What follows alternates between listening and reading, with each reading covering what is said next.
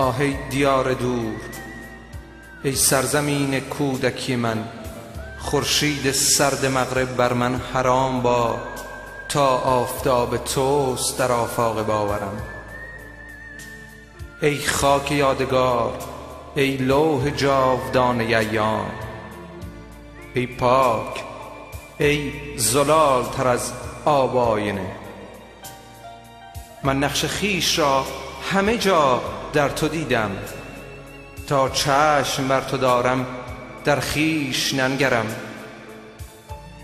ای کاخ زرنگار، ای بام لاجوردی تاریخ، فانوس یاد توست که در خوابهای من زیر رواق غربت همواره روشن است.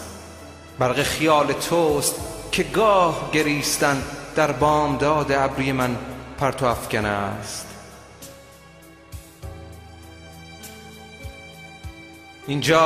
اینجا همیشه روشنی توست رهبرم.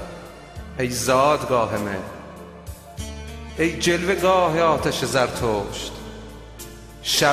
شب گرچه در مقابل من ایستاده است، چشمانم از بلندی طالع به سوی توست.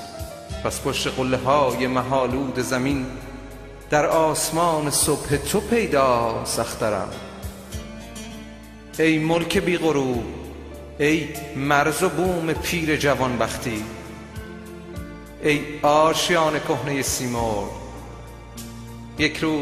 یک روز ناگهان چون چشم من ز پنجره افتد بر آسمان، میبینم آفتاب تو را در برابرم.